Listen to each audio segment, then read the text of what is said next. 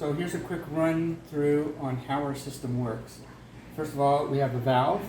This is going to be installed where the water comes into the house or the building. Part of our system is this pipe here with our sensor. And so what happens is all the water that comes in passes through this pipe. So we catch every bit of flow that goes into the house or building. Unlike other types of sensors which only use this type of setup where it's a point of leak sensor, which we can also use, but the problem with this, if you don't guess the right place, then you're not going to catch the leak. So we're monitoring all the water that comes in. Now what's going on in this situation, this is not part of our system, this is just a pump. It's pumping the water to simulate when we turn the water on and off. So what we do right now, as you can see, it says zero flow.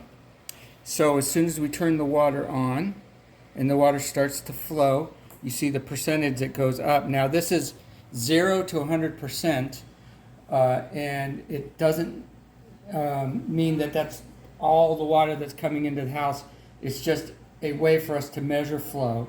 So we can make it more sensitive or less sensitive. We can talk about that some other time, but the basic things that you need to know are what we're controlling is the amount of time that the water flows continuously, which we can set however we want simply by pushing the button. I can set it to whatever time I want. We'll set it up for, just for demonstration purposes, we'll say 1 minute. And we can also set what we call the trip rate. Right now it's set very high at 95%. This is never to be done in the home because you'll never catch the leak that way. So I have it that way because I don't want to hear an alarm every minute or however long I have it set for. So then what we're going to do is put it where it would normally be in the home, which is about 10%. So that's how easy it is to set up. Now you can see that it's starting to count down. And so what's going to happen is when this countdown clock is expired, it's going to alarm. And in the home mode, it gives you a warning. It will shut the water off for 30 seconds, and then it'll come back on and see if anything's changed. If the water continues to flow for the next 30 seconds, then it says, okay, this is not normal, this is a leak. And it'll shut the water off, alarm, send a text or a message to let you know that there's a leak going on at your house, and then you can deal with it whenever you want to. But it will shut the water off. So I'm going to show you in the next 20 seconds what's going to happen. The other thing that we have, and I can show you in a minute after this happens, that there are two other modes here just by touching this screen. You can either be in the home mode or away, which means when you leave the house, or we have what's called standby, which gives you a specific amount of time to do something out of the ordinary. Okay, now you can see the valve is shutting now, and it says that it's measuring the flow. I already got a text on my phone right here. It says leak defense. So it already let me know there's something happening. It's not alarming yet because it's simply testing to see if this is really a leak or not. And then when this countdown clock, the 30 seconds expires, it will come back on. When it comes back on, as you can see right now, it's coming back on. It's going to say, okay, let's see if this is really a leak or not. If I were at home right now, I could shut the water off and then it would reset. Now I would never have it set for just 1 minute, but just for demonstration purposes, I set it low so we could see what happens. Okay, you can see it's still showing that it's flowing at 63%, and that's above the trip rate. So of course the countdown clock is still running. And as soon as this expires, let's see what it says here. It says it's been a total of 79 seconds. And we're going to, as soon as this finishes checking, you're going to see the next thing that happens. As you can see right here, it says possible leak detected. Cease flow to prevent alarm, but we're not going to do anything. We're just going to let it go. And then we're going to see what happens. Some of the other features here too, we have what's called an alarm or all-purpose interface, an API. which we can hook up to many different things depending on the situation in the home, whether it be we have 2 relays here. We have 4 point of leak sensors, wired type or wireless.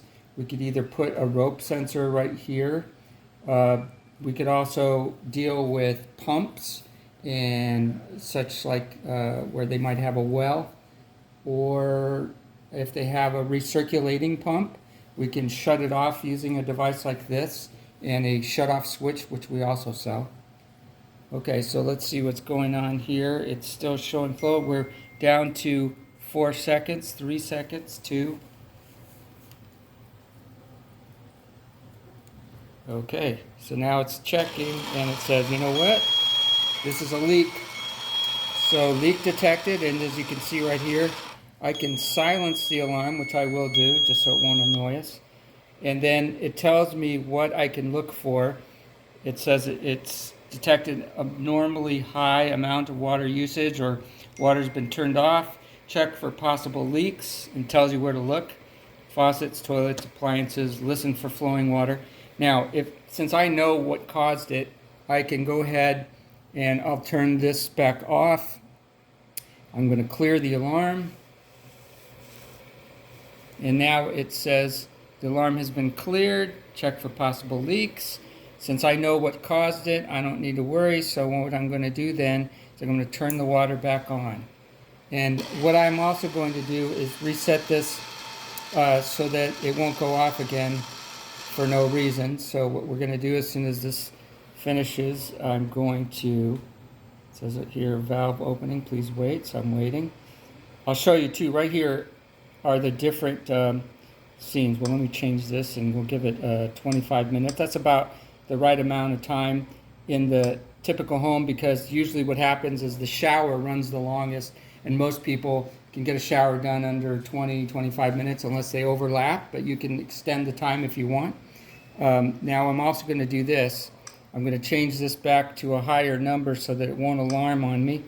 So I'm going to reset that to 95%. You can see how easy that is.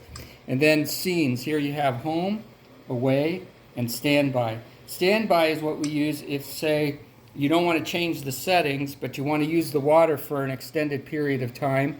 So you can set standby for, I think it's up to 24 hours. I'm not 100% sure on that, but we can check that. But in any case, you can see it's showing that there's flow, but it's not going to shut the valve off until this expires. Now what happens at the end of the standby, it will go back to whatever mode it was in before. So rather than wait, I'm just going to change it back to home, and we're back in the home mode again now, and everything's back to normal. So the water's going to flow like it is now because I have this set high and I have 25 minutes. So that's it. That's basically how it works.